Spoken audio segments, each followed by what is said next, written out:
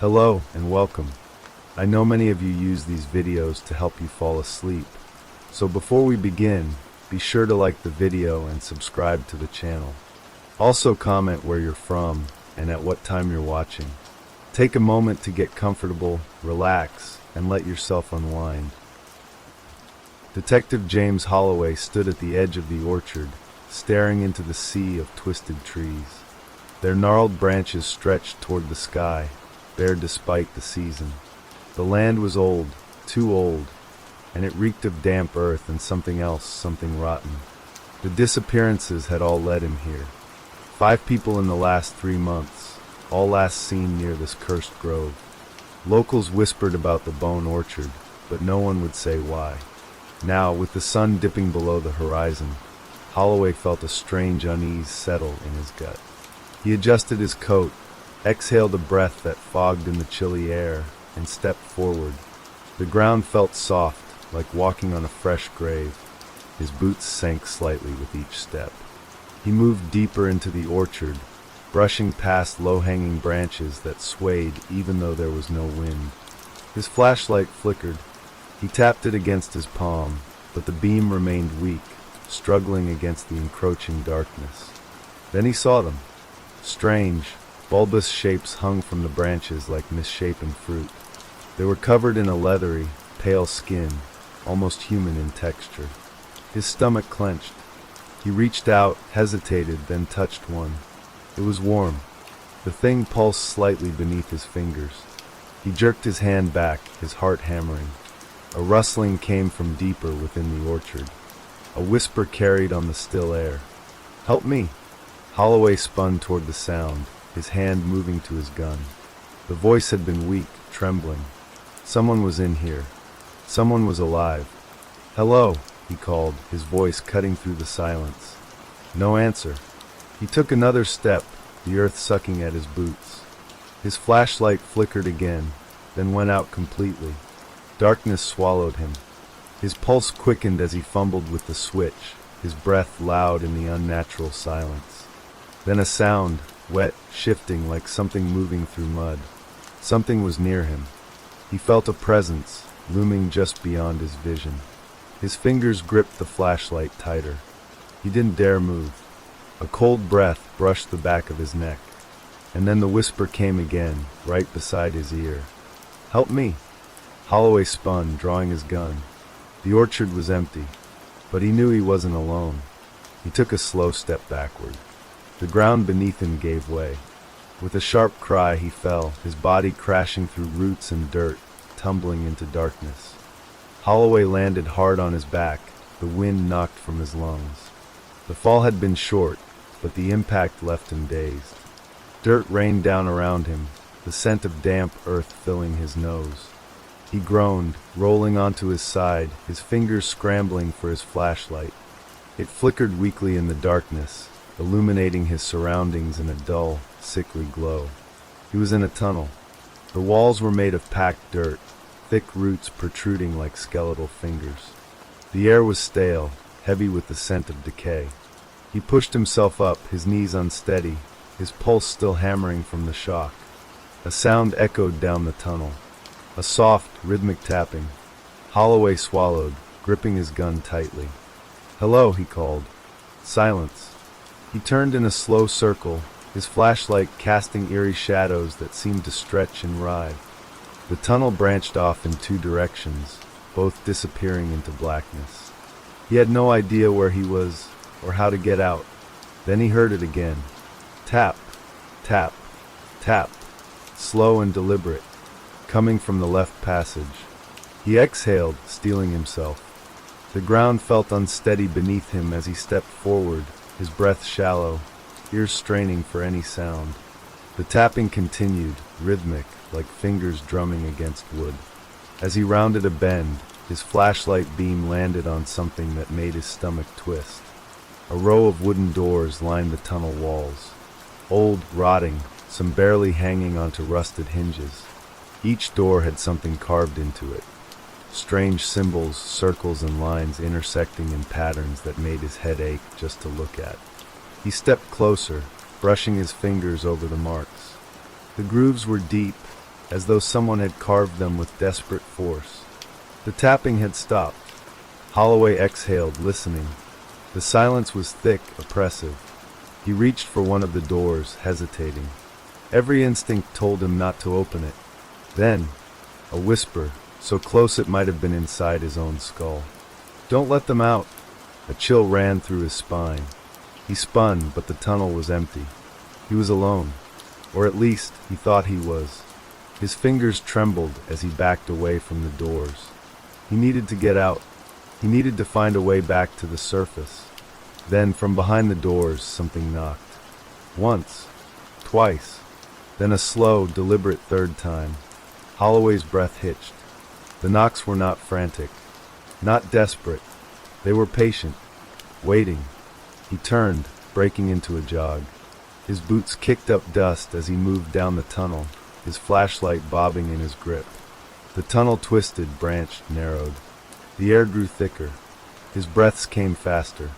Then ahead of him, a figure. A woman stood in the dim glow of his flashlight. Her dress was torn, her hair hanging in limp strands around her pale face. Her eyes were hollow, black voids that reflected no light. She raised a trembling hand. "Help me," she whispered. Holloway's grip on his gun tightened. His instincts screamed at him to run.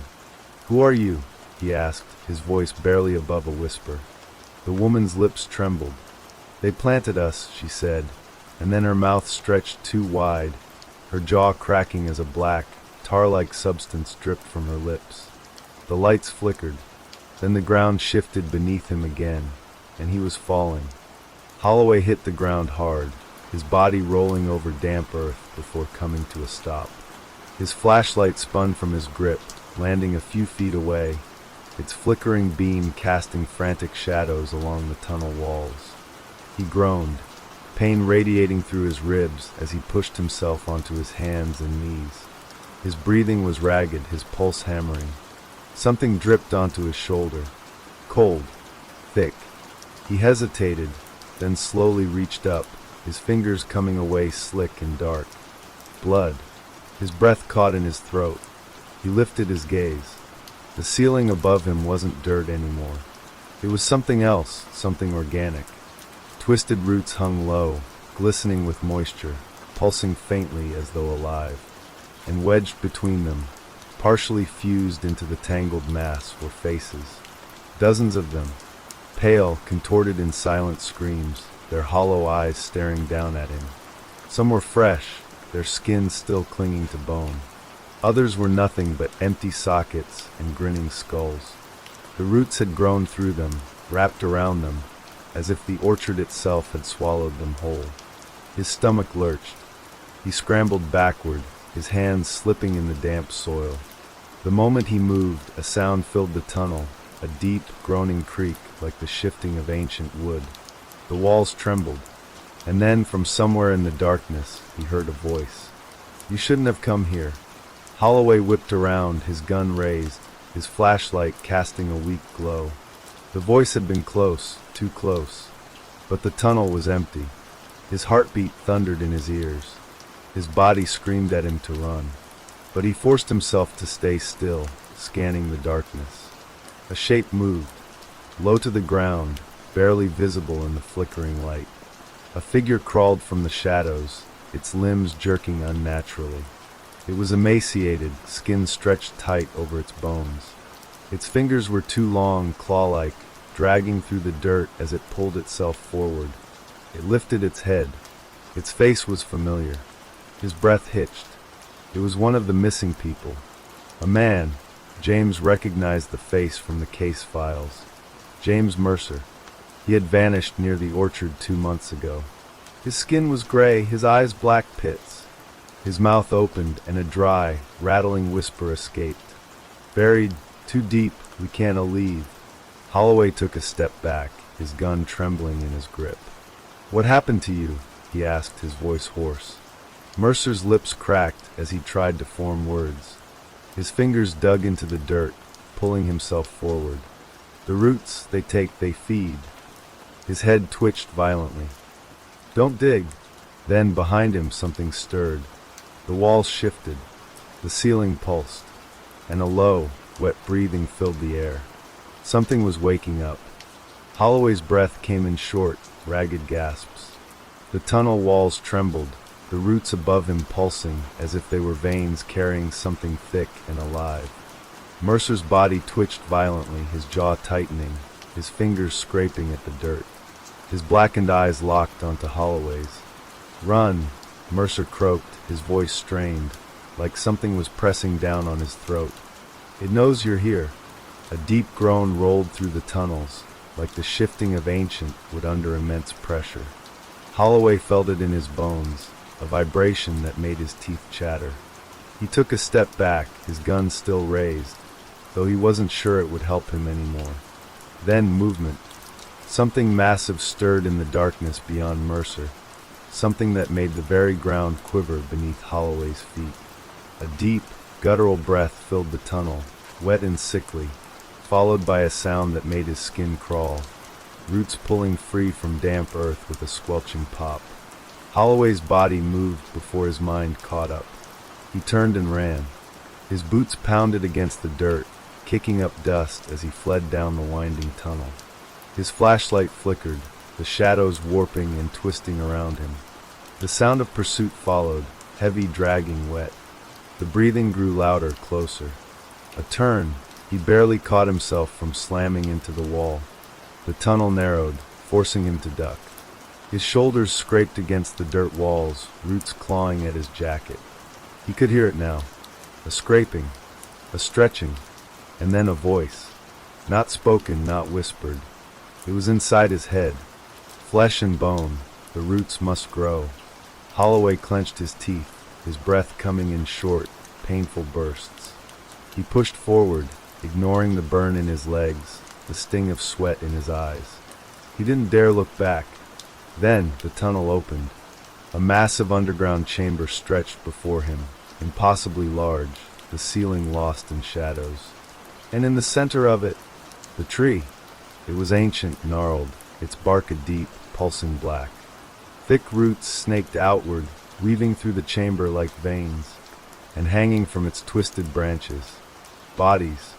Dozens. Their skin was pale, their limbs wrapped in the creeping roots, faces frozen in expressions of agony. Some were fresh, others had been here for centuries. And at the base of the tree, something moved. Holloway barely had time to react before a shape rose from the mass of roots, unfolding like something that had been sleeping for a very long time. Tall, inhuman, its limbs were long, its fingers nothing but jagged splinters of wood. Its face. No, it wasn't a face at all. It was a skull, half buried in bark, hollow eyes locked onto him. The thing took a step forward, the roots shifting around it like living tendrils. Its jaw creaked open, a low, rumbling voice vibrating through the air. "You have come to feed the orchard." Holloway's grip tightened on his gun. "Not today," he muttered. And then the thing lunged. Holloway fired.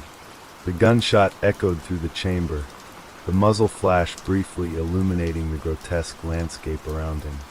The bullet struck the creature square in the chest, but instead of staggering back, it absorbed the impact with a sickening crack of splitting wood. The thing barely flinched. Holloway cursed, firing again. The second shot splintered a piece of its bark-like torso, but it didn't slow down. The thing moved fast, too fast for something that looked like it had been buried underground for centuries. Its limbs stretched unnaturally, jagged fingers curling as it lunged toward him. Holloway threw himself to the side, barely dodging as its clawed hand scraped against the dirt where he had just stood. He hit the ground hard, rolling to his feet just as the roots beneath him shifted like writhing snakes. The entire chamber was alive. The tree groaned, its branches twisting, the bodies hanging from them jerking as though struggling against invisible restraints. The roots lashed out, curling around Holloway's ankles. He staggered, kicking wildly, but they were strong, pulling, dragging him toward the tree's massive trunk. A whisper filled the air. Flesh and bone, the roots must feed. Holloway gritted his teeth, yanking at the roots that coiled around his legs. His mind raced. Shooting wasn't an option. Bullets barely slowed the thing down, and he was running low. His only chance was escape. He twisted, reaching for the hunting knife strapped to his belt. His fingers closed around the handle, and with a swift motion, he slashed at the roots. Thick, dark sap oozed from them as they recoiled with a shrill, unearthly hiss. Holloway didn't waste time. He scrambled to his feet and ran. The thing shrieked, a sound that curdled his blood, deep and unnatural, as though it wasn't meant for human ears. The ground trembled as it moved, closing the distance faster than he thought possible. A root lashed out. Holloway barely ducked in time, feeling the rush of air as it snapped just inches from his head. He had to think, had to get out. His flashlight flickered wildly as he scanned the chamber. There, along the far wall, partially hidden behind a mass of twisting vines, a tunnel. A way out. If he could reach it. He bolted toward it, lungs burning, heart hammering. Behind him, the creature howled, the very walls of the chamber shaking with its rage. The bodies in the tree jerked violently. And then, to his horror, they started to move. Not just jerking, not just twisting. They were waking up. Pale hands twitched. Heads lolled forward, empty eyes slowly filling with something dark and unnatural. Mouths stretched open, and a low, inhuman moan rippled through the chamber. They weren't dead. Not fully. Holloway pushed harder, his body screaming in protest. He was close now, just a few more steps. Then something grabbed his arm. Cold, claw-like. He turned. One of the bodies had reached for him. Its fingers dug into his sleeve, its face inches from his own. It wasn't just Mercer. There were more of them. The missing people. Their mouths moved, whispering in unison. "Stay with us." Holloway wrenched free, stumbling toward the tunnel. The creature roared behind him, closing in fast. He dived forward, barely squeezing through the tight opening, the walls pressing against his shoulders. He didn't stop. He couldn't. He forced himself forward, crawling, clawing at the dirt, the sound of breaking roots and heavy footsteps shaking the tunnel behind him. The passage twisted, narrowing even further. His flashlight flickered again, then died. Darkness swallowed him whole. And in the pitch-black void, the whisper came again. "You cannot run, the orchard remembers." Holloway clenched his teeth and kept moving. He didn't know where this tunnel led. He only knew one thing. If he stopped now, he would never leave. Holloway crawled through the suffocating tunnel, his fingers clawing at the damp earth. The air was thick, too thick, like the weight of something unseen pressed against his lungs. He forced himself to keep moving, even as his shoulders scraped against the narrowing walls. Behind him, the sounds had changed. The creature wasn't roaring anymore. It was whispering, a sick, rasping voice that slithered through the tunnel like a breath against his ear. Come back, the roots will drink, the orchard will thrive." Holloway gritted his teeth, pushing forward with renewed desperation. His fingers brushed against something, wood. A plank? No, several. A hatch. He pressed his hands against it and shoved, but it wouldn't budge. The whispering behind him grew closer. The tunnel trembled. No time. He slammed his shoulder into the wood. Once, twice. It groaned, splinters raining down. Then, with a final heave, it burst open. Holloway tumbled forward, sprawling onto cold, damp floorboards. His lungs heaved, sucking in deep, gasping breaths as he scrambled to his feet. He was inside a cabin. Dust swirled in the dim light. The space was small, wooden walls, a sagging ceiling, a few broken pieces of furniture. A door stood at the far end, slightly ajar. But Holloway barely registered any of it, because the walls were covered in carvings. Hundreds of them. Figures etched into the wood. People kneeling before trees, arms raised, mouths open in silent devotion. Roots wrapped around their bodies, pulling them down. In some carvings, their faces were stretched in horror. In others, they were smiling. Holloway's pulse pounded. He turned, looking back at the hatch in the floor. The tunnel gaped open like a wound, darkness swirling inside. And then, a hand shot out, pale, thin, clawing at the floorboards. Holloway reacted instantly, slamming his boot down on the fingers.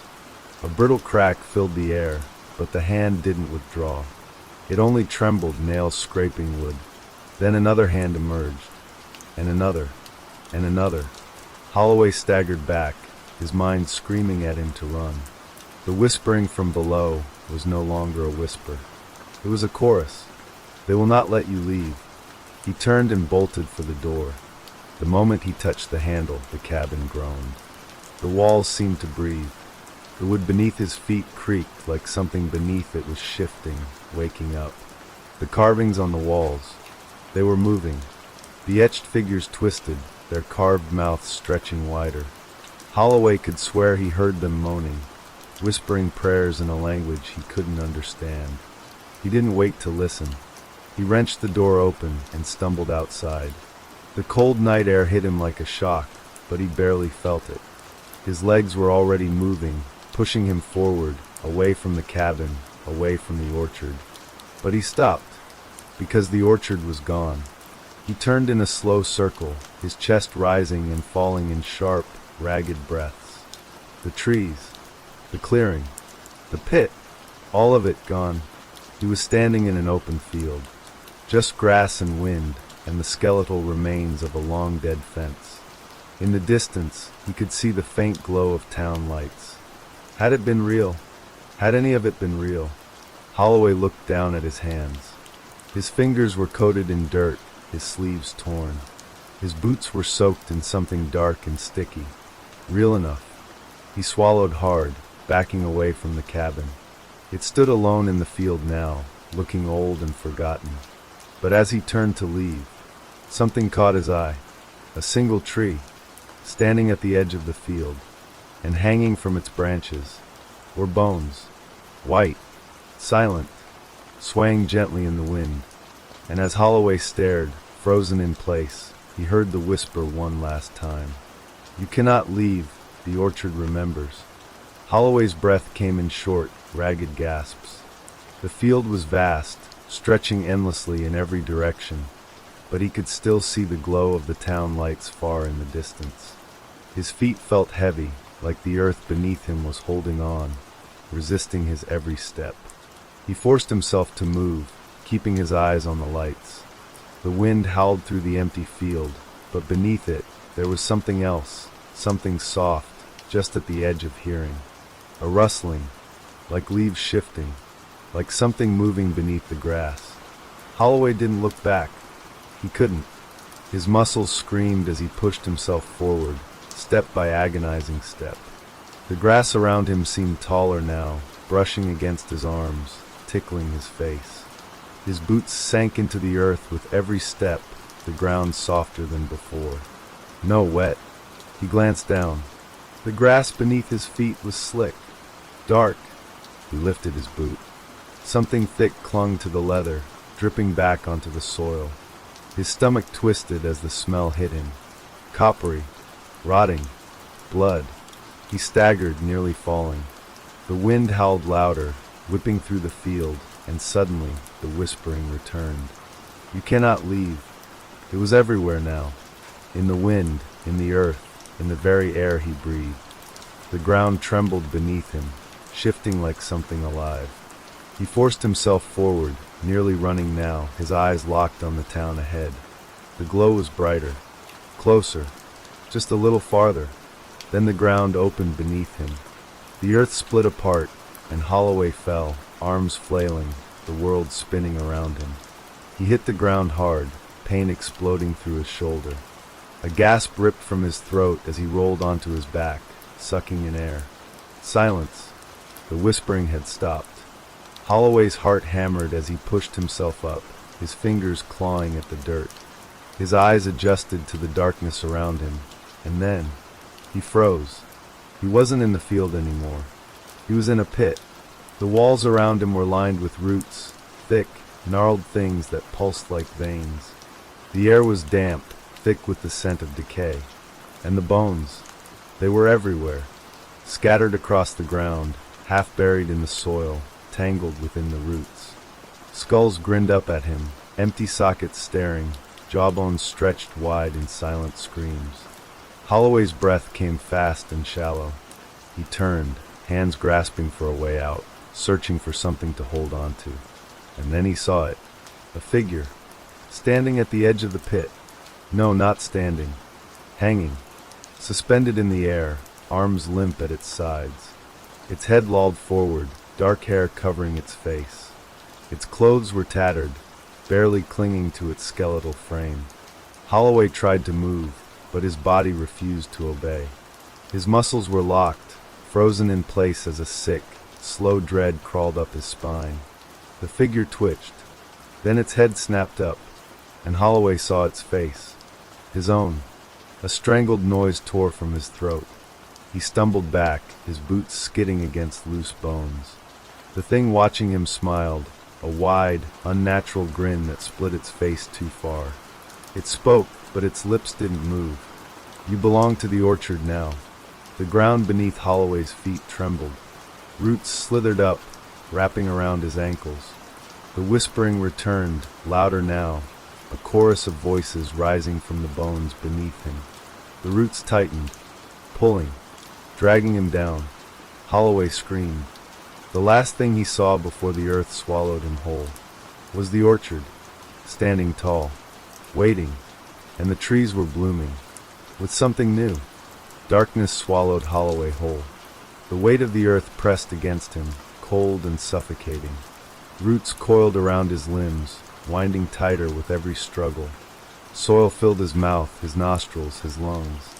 Then, just as suddenly as he had been pulled under, he was released.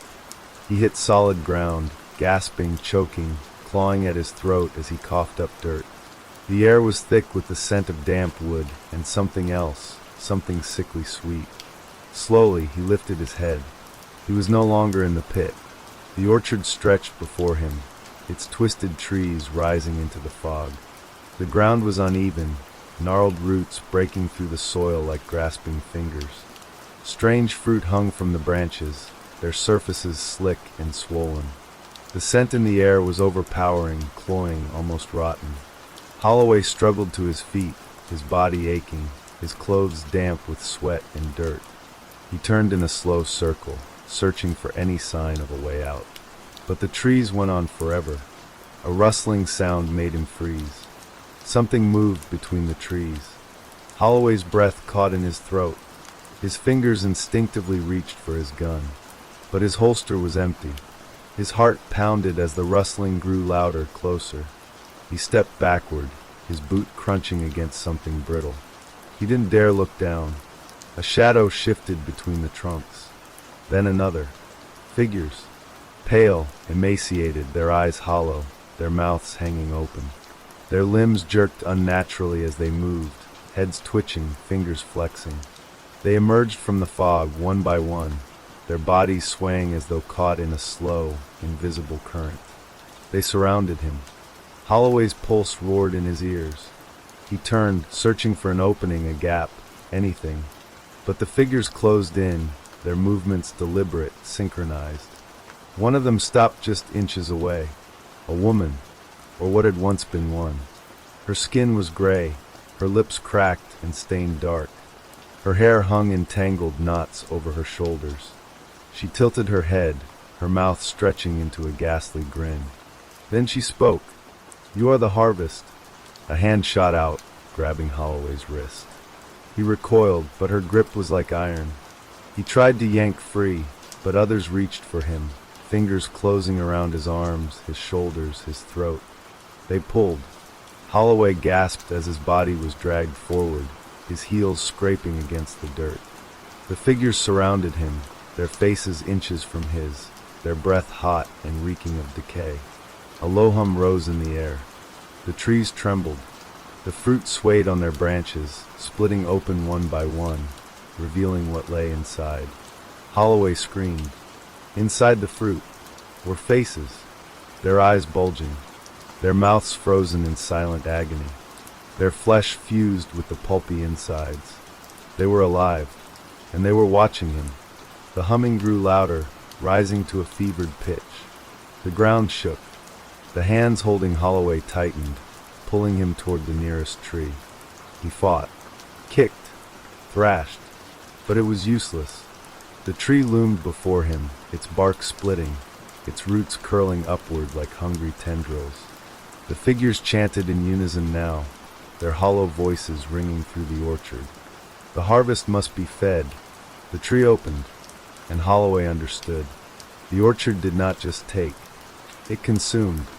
The last thing he saw before the darkness closed in was his own reflection, staring back at him from inside the fruit. His mouth was open in a silent scream. And then, silence. Holloway's world collapsed into suffocating blackness. He couldn't move. He couldn't breathe.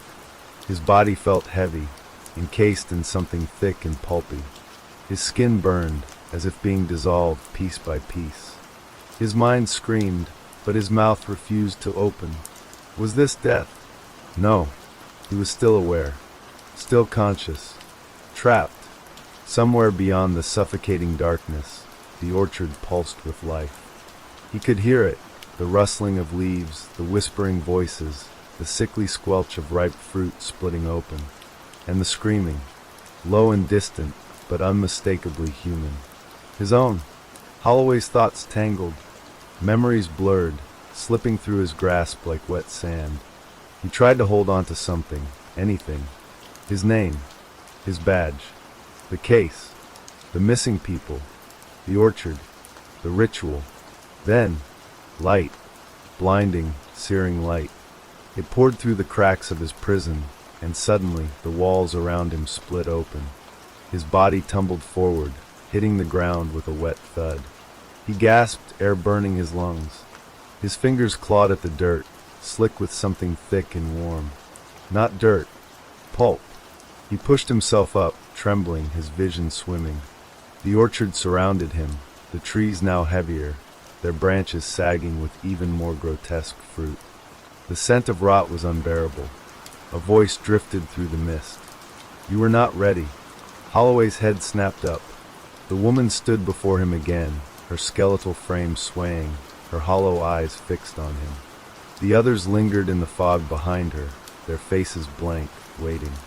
She took a slow step forward, tilting her head. But you will be. Holloway staggered backward, his body still sluggish, his limbs weak. He looked down at his hands, at his arms. His skin was raw, his veins dark, pulsing with something thick and sluggish beneath the surface. He choked back a sob. What did you do to me?" he rasped. The woman only smiled. "The orchard does not waste," she whispered. "You have been chosen, and soon you will understand." A wave of dizziness crashed over him. His knees buckled, and he dropped to the ground, his breath coming in shallow gasps. His skin prickled, his fingers twitching uncontrollably. Something was changing inside him. He could feel it. The figures moved closer, their whispering voices merging with the rustling of the trees. The fruit swayed above, their glassy, human eyes staring down at him. The orchard had claimed him, and it was not finished. Not yet. Holloway's breath came in short, ragged gasps. His skin tingled, the sensation crawling up his spine like insects beneath his flesh. He tried to push himself up, but his arms trembled, barely holding his weight. Something was wrong. His fingers dug into the damp soil. His nails felt softer. His skin, too, was different, slick, almost waxy. He lifted a trembling hand, turning it over. The veins beneath his skin had darkened. His fingertips were beginning to crack. A thick, amber-like substance oozed from the fissures, dripping slowly onto the earth. "Sap."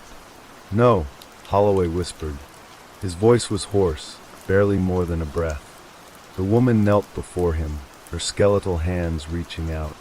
She cupped his face, her fingers pressing gently against his jaw. "You are growing," she said. Her voice was calm, almost reverent. "Do not resist. The orchard is patient. It will take only what it needs." Holloway wrenched his head away, his pulse hammering in his skull. He stumbled backward, his boots sliding in the pulpy remains of whatever he had been trapped inside. His mind screamed at him to run, but his legs felt foreign, heavy, like they no longer belonged to him. The figures in the mist drew closer. Their faces were slack, their bodies swaying unnaturally. Holloway could see them more clearly now, see the bark-like texture creeping up their necks, the dark veins threading beneath their skin. They had been like him once.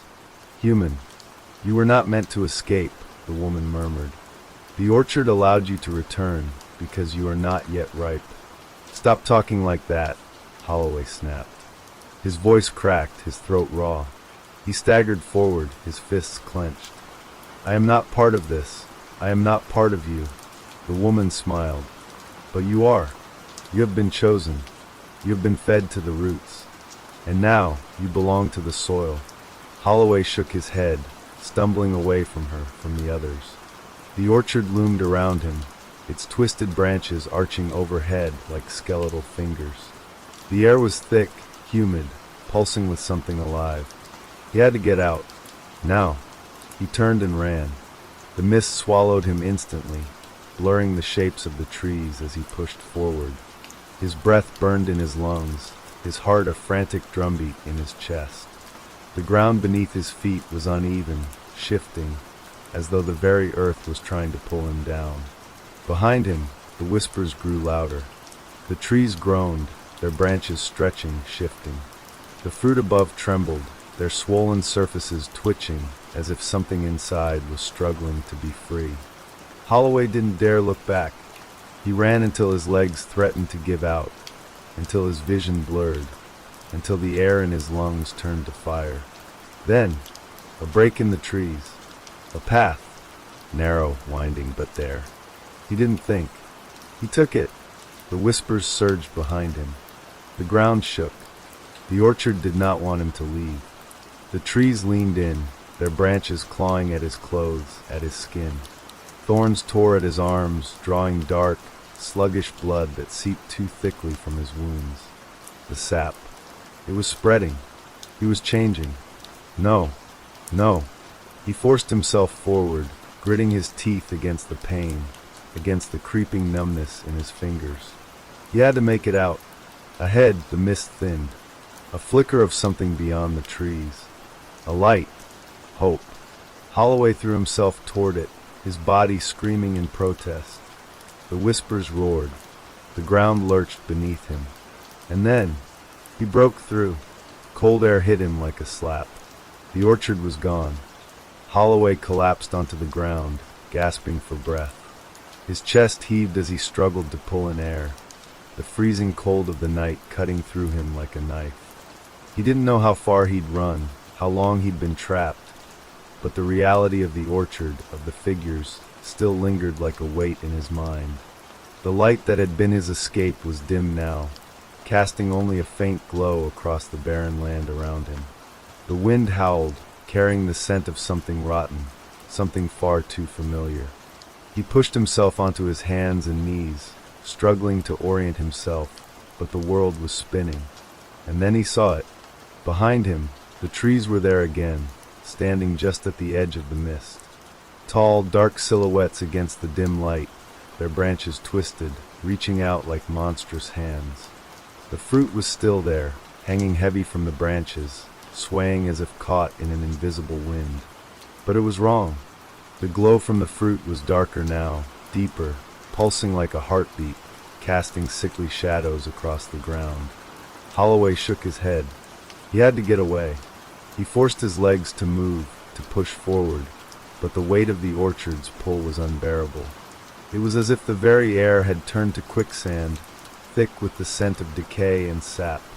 His steps felt slow, as if the land itself was dragging him back, binding him to the earth. You cannot outrun it, a voice called out from the darkness. Holloway froze. It was the woman again, her voice low, echoing through the night. You cannot escape the orchard. He whipped his head around. She was there, standing just beyond the edge of the mist, her hollow eyes fixed on him. Her grin was still stretched wide, impossibly wide, her bones creaking as she shifted slightly. The others appeared behind her, emerging from the fog one by one, their bodies jerking unnaturally, their faces blank but for the hunger that lay within their eyes. "No," Holloway breathed, his voice shaking. The woman tilted her head. "You will return," she said softly, the words like poison on the wind. "And you will become like us." Holloway staggered backward, his boots slipping in the mud. He turned again and tried to run, but the pull of the orchard was too strong. The trees seemed to close in on him, their branches bending toward him like fingers reaching from the dark. His heart raced, his breath a desperate gasp as he fought to keep moving, but every step felt like a mile. "You belong to the roots now," the woman's voice called again. "You belong to the harvest." He felt the weight of her words settle deep in his chest. The orchard was no longer just a place. It was a part of him now. He could feel it, the sap in his veins, the pulse of the earth beneath him, and the whispering. It was growing louder, closer, from within the earth, from the trees, from the very soil beneath his feet. "You are the harvest," the chorus chanted, growing in intensity, 1,000 voices murmuring in unison. A scream bubbled up in Holloway's throat, but it was cut off before it could escape. A figure, one of the hollow-eyed beings, lunged forward, grabbing him by the arm with a grip like iron. The others moved in, surrounding him. He fought, but his body was no longer his own. His limbs felt heavy, his movements sluggish, as if the very soil beneath him was pulling him down. "Do not fight it," the woman said, her voice soft and eerily calm. "It is inevitable." Holloway's eyes widened as he was forced to the ground, the others closing in around him. Their faces were so close now, their hollow eyes locked onto his. Their mouths opened wide, far too wide. The stench of decay filled the air, thick and suffocating. One of them leaned in, their lips brushing against his ear. "You will become the orchard," it whispered. "Just like the others before you, the others before him." He thought of the missing people, the faces that had been lost, absorbed by the trees. Their screams, the fruit, the bones. And he understood. He was not escaping. He was becoming. The earth began to swallow him. His hands sank into the soil. His skin tightened, splitting open as the sap oozed from his veins. His body felt as though it were being pulled apart, stretched, reshaped into something else. He couldn't scream. He couldn't move.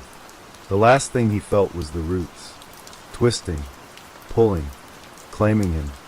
Holloway's vision blurred, and the world around him seemed to twist and distort. The edges of his consciousness flickered like a faulty light bulb. The whispering voices became a low hum, reverberating through his body as though they were embedded deep within the soil itself. His body no longer felt like his own. It was as though something else was inside him, controlling his every move. He was tethered to the earth, anchored by roots that sank deeper into the soil, wrapping around his bones, threading through his veins. The change was happening faster now. His eyes burned, his skin stretched, and the world above him faded into a patchwork of dark shapes and glowing, sickly fruit. He could feel the ground, not just beneath him, but within him, the heartbeat of the orchard, the pulse of life, ancient and relentless, the weight of its power pressing down on him, suffocating him, remaking him. And then he saw them, the figures, the ones who had once been like him. They were here, surrounded by the twisted trees. Their eyes were hollow, their bodies pale, but their smiles, grinning faces locked in a grotesque, eternal expression, spoke of something darker. They stood around him, their hands reaching for him, pulling him in. Their mouths opened in unison, speaking in a language Holloway couldn't understand, but the meaning of their words was clear. "Welcome to the harvest." He tried to scream again, but his throat refused to work. His chest tightened, his heart hammering as the earth's pull intensified. The figures leaned in closer, their skeletal faces barely a breath away from his. A soft voice broke through the thick air. "You are no longer a detective, Holloway." It was the woman again, her voice calm and soothing, almost loving in its cruel way. "You are the orchard now. You are the fruit, the harvest, the tree, all of it." You will become part of the cycle, just as the others have before you. Holloway's body jerked in response, as if trying to break free of the grip that held him, but it was useless. He was no longer in control. His body had been overtaken by something far older, something far darker than any man-made horror. The orchard was consuming him, turning him into one of its many parts. The figures began to step back, leaving Holloway at the center of their circle. He felt something inside him shift, felt the roots constricting around his limbs, his chest, his very soul. His body was growing, changing, melding with the earth around him. He could hear the trees now, their branches creaking as if stretching out to welcome him. The ground beneath him quivered, and the sap, thick and dark, oozed from the soil, crawling up his legs, his arms, his chest, his throat. The transformation was almost complete. Then something inside him snapped. A surge of panic, a desperate attempt to retain whatever was left of his humanity. He tried to fight, tried to scream, tried to resist the pull of the orchard, but it was too late. His body was beyond saving, and the power of the ancient trees was too strong. He felt his skin split, his muscles stretch, and his bones crack. He wanted to scream, but his voice was swallowed by the darkness. His body trembled uncontrollably as the change overtook him. And then finally he was still. The orchard sighed as if satisfied. Holloway's mind flickered in and out, but he could no longer separate himself from the land. His body had become one with the earth, one with the twisted trees, one with the ancient cycle of life and death. He was the harvest now, the fruit, the tree, and the cycle would continue. The whispers faded into the background, the figures retreating into the shadows of the orchard. The woman, her hollow eyes gleaming with dark satisfaction, took one last look at the newly formed tree that had once been Holloway. "You will not remember what you once were," she said softly, "but the orchard will never forget. It will never forget any of us." She turned away, disappearing into the mist with the others, leaving the twisted orchard in peace for now. But deep within the ground, deep within the roots, Holloway's essence was now part of something far older than any man, far darker than any human horror. The cycle would continue, as it always had, and one day another soul would come, and the orchard would claim them too. The night grew still once more. The mist parted and the wind began to shift, but the orchard remained. Its roots, twisted deep beneath the earth, pulsed with life, as if waiting. Time passed, but in this place it seemed to stand still. The trees, ancient and unmoving, seemed to breathe in the cold air, their branches heavy with the dark, rotting fruit. The whispers, once so loud, now faded to a distant hum, echoing through the soil and the air like a memory that refused to die. Days, weeks, months, Holloway's mind no longer tracked the passage of time. He was neither fully aware nor completely gone. He was trapped between worlds, his consciousness wrapped around the roots, his existence feeding the cycle of the orchard. The other figures who had been claimed were with him now, their faces twisted into grotesque smiles, their eyes hollow but eternally alert. They too had become part of the harvest, bound forever to the land. It was not just a place, it was a curse, an endless cycle of death and rebirth. And the orchard was always hungry. Years later, a car would appear on the dirt road that led to the orchard. A young woman, tired from her travels, would pull over to the side, her headlights casting long shadows on the trees.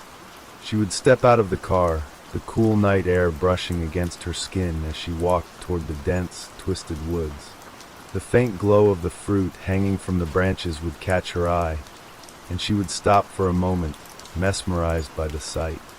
She would hesitate. Something would feel off. The silence would be oppressive, the air too thick with something unspeakable. But the orchard, with its dark allure, would call to her, beckon her forward, and she would step deeper into its grasp. Because that's how it always started. One step, one whisper, one lost soul. The orchard would claim her, as it had claimed so many before. Her screams would echo in the mist, but they would fade just as quickly as they had come. The trees would bend toward her, the roots would stretch, and the cycle would begin again. And deep beneath the earth, Holloway's essence would stir once more, his presence mingling with the soil and the roots, the pulse of the orchard forever tied to his soul. Forever. As the mist settled and the first light of dawn kissed the horizon, the orchard stood silent, waiting for the next to come. It had no end. It had no mercy. It was eternal. And in the heart of the earth, the fruit ripened, ready for the next harvest. The cycle would never stop. Ooh. And that's the end of tonight's stories. Keep listening to the sound of rain and fall into a deep, peaceful sleep.